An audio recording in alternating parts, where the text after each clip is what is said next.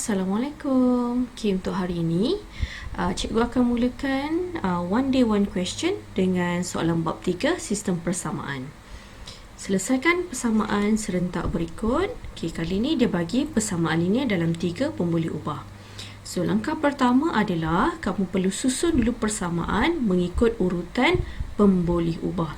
So, kita akan susun dulu mengikut X dekat depan, Y di tengah dan Z di belakang. So, kita ada yang pertama adalah X tambah 5Y tolak Z sama dengan 16.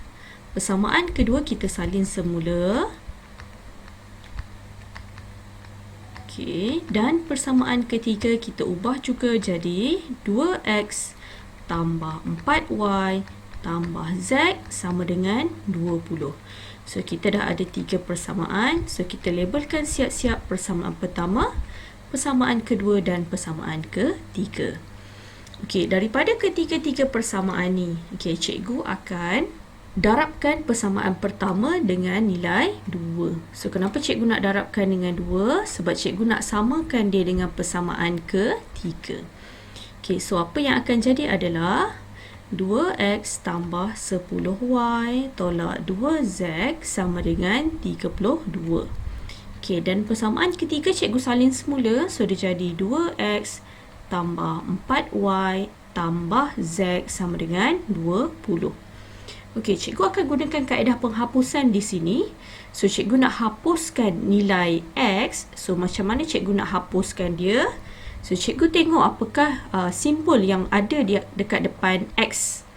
Disebabkan di hadapan X tiada apa-apa simbol, so kita boleh assume bahawa kat sini adalah tambah. Begitu juga dengan persamaan yang bawah, dia pun adalah tambah. Jika kedua-dua simbol adalah sama, so kat sini dua-dua simbol adalah tambah. So, kita kena gunakan simbol tolak untuk menghapuskan nilai. So sekarang ni kita ada yang pertama 2X tolak 2X. So, kita dapat sifar. Yang kedua kita ada 10Y tolak 4Y. So, kita ada 6Y. Dan yang ketiga kita ada negatif 2Z tolak Z.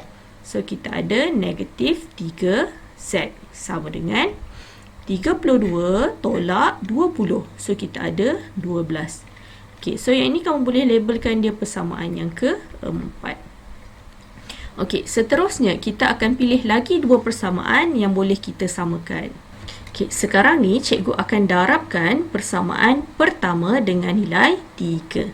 Kenapa cikgu darabkan dengan 3? Sebab cikgu nak samakan dia dengan persamaan kedua. So, tengok persamaan kedua, kita ada 3X dekat sini. So, kita nak hapuskan X jugalah. So sekarang ni apa yang kita akan buat adalah cikgu akan darabkan dia dengan 3. So, kita ada 3X tambah 15Y tolak 3Z sama dengan 48. Persamaan kedua kita buat apa? Kita salin semula. So bila dah salin, apa yang kita akan buat? Kita akan hapuskan nilai X. Kita nak hapuskan nilai X, kita kena tengok simbol yang ada dekat depan X. So dekat depan X tak ada apa-apa simbol, so kita boleh anggap dia adalah tambah. Sama macam kes tadi, apabila kedua-dua simbol adalah sama, so kita akan gunakan simbol tolak. So kita tengok dekat sini kita ada 3X tolak 3X. So kita terhapuslah nilai 3X kita. Seterusnya kita akan tengok 15Y tolak negatif 3Y. So, kita akan dapat 18Y. Yang seterusnya kita ada negatif 3Z tolak 2Z. So, kita dapat negatif 5Z. Dan yang terakhir kita ada 48 tolak dengan 12. So, kita akan dapat 36. So sekarang ni nak buat apa? So, kita tengoklah apa yang kita boleh samakan. Yang ini boleh labelkan sebagai persamaan kelima. Okey, so kita bandingkan persamaan keempat dan persamaan kelima. So macam mana cara kita nak samakan? Cikgu akan darabkan persamaan keempat dengan nilai 3. So kita darabkan dengan 3. So apa yang kita akan dapat? Okey, so kita akan dapat nilai dia dekat sini 18y tolak 9z sama dengan 36. So tahu ya kenapa cikgu darabkan dengan 3 tadi? Sebab kita nak samakan nilai y dia. Okay, so apa nak buat dengan persamaan kelima? So kita salin semula. So apabila kita dah salin, konsep dia sama macam tadi. So macam mana cara untuk kita buat adalah, okay, bila kedua-dua simbol adalah positif, simbol yang sama digunakan, so kita akan buat tolak. Okay, so sekarang ni kita nak hapuskan dulu nilai y. So kita nak hapuskan nilai y, so kita ada dekat sini 18y tolak 18y. So kita dapat kosong. Okay, so kita tengok dekat sini kita ada negatif 9z tolak negatif 5z. So kita dapat negatif 4z. Okay, 36 tolak 36. So nilai dia adalah sifar. So boleh tak kita selesaikan? So boleh kita selesaikan. So kita dapat nilai kita z sama dengan sifar. Okay, adakah kita boleh berhenti setakat ini? Okay, tak boleh. Sebabkan dia melibatkan 3 pun boleh ubah. So, maksudnya kita kena ada nilai y dan juga nilai x. So, macam mana cara untuk kita cari nilai x dan y kita? Okay, kita rujuk kembali kepada persamaan keempat atau persamaan kelima. Okay, dan juga persamaan 1, 2 atau 3. Okay, so sekarang ni kita nak cari nilai y dulu. Okay, nak cari nilai y, kita akan gunakan persamaan yang ketiga. Kenapa cikgu tak nak pilih persamaan kelima? Okay, sebab persamaan kelima dia complicated sikit, dia ada 18 dekat sini. Okay, so cikgu gunakan persamaan yang keempat. So kita ada 6y tolak 3z sama dengan 12. Okay, so kita ganti masuk nilai z yang kita dah dapat. Okay, nilai z kita sifar. So kita ada 6y tolak 3 sama dengan 12.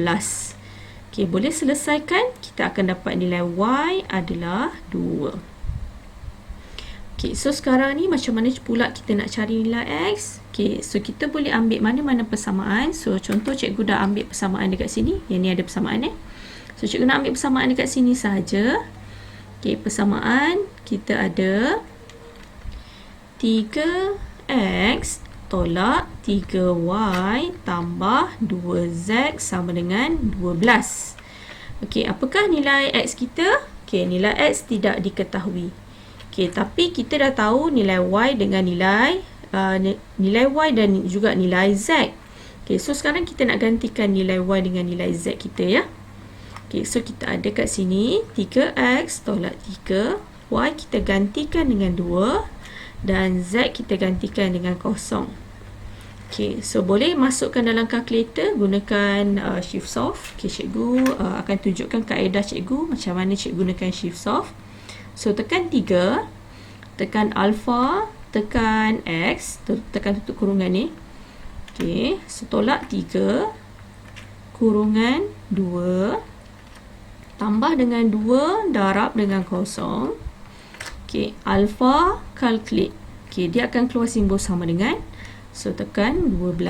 Okay, boleh tekan shift calculate sama dengan. Okay, so kita dapat jawapan kita adalah 6. So, x kita adalah 6. Okay, kita tulis dah balik jawapan. Maka, x kita adalah 6. Y kita adalah 2. Dan z kita adalah sifar. Okay, so sekarang ni cikgu nak check balik jawapan cikgu. Tak naklah kita buat soalan tapi kita tak tahu jawapan kita apa. Okay, so kita nak check balik jawapan. So macam mana cara kita nak check jawapan? Okay, cikgu kecilkan dulu. Kita nak tengok soalan. Okay, so kita ada soalan dekat bahagian atas. Okay, so bila kamu nak guna kalkulator, pastikan kita kena susun x kat depan, y dekat tengah, z dekat belakang dan bahagian belakang ni semua mesti adalah simbol sama dengan. Mesti ada simbol nombor kat belakang. Dia tak boleh kita ada z kat belakang ataupun nombor ni berada dekat depan. Okay, so macam mana cara untuk kita tekan kalkulator? Okay, cikgu menggunakan kalkulator Classwiz 570EX. Okay, tekan on. Tekan menu. Okay, turun ke bawah sampai kamu jumpa simbol X, Y sama dengan kosong. Okay, kamu boleh tekan sama dengan. Okay, kita akan menyelesaikan bahagian simultaneous equation. So, kita ambil 1. Okay, kita dah tahu unknown. Unknown ni adalah pemboleh ubah. So, pemboleh ubah kita yang tidak diketahui adalah 3. Yang mana kita ada X, Y dan Z. So, kamu ambil 3. Okay. So, apa yang menariknya dengan kalkulator Classwiz ni, okay, apa yang kita nampak sama dengan apa yang soalan bagi. Okay, so kat sini kita ada 0x. Okay, x kita dekat sini nilai dia adalah 1. So, kita masukkan 1, tekan sama dengan. Okay, y kita dekat sini nilainya adalah 5. So, masukkan 5, tekan sama dengan.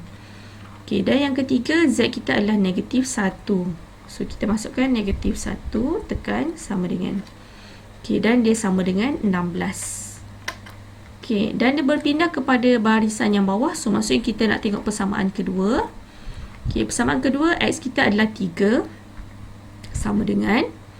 Okay, y kita negatif 3. Sama dengan. Dan z kita adalah 2. Okay, last sekali kita punya nilai adalah 12. Okay, kita nak tengok nilai yang terakhir. Samaan ketiga, so kita ada x kita 2. Okay, y kita ada 4. Okay, dan z kita adalah 1. Okay, apakah nilai sama dengan kita? Nilai kita adalah 20. Okay, so apa kita nak buat sekarang? Tekan sama dengan. Okay, so kita semak dengan jawapan kita balik. Okay, berapakah nilai x kita, y kita dengan z kita? Okay, sorry. Okay, so nilai x kita adalah 6. Okay, nilai y kita adalah 2 dan z kita adalah 0. So, ketiga-tiga jawapan ni betul. So, kita bolehlah tarik nafas lega dan kita dapat markah full. Okay, selamat mencuba. Bye!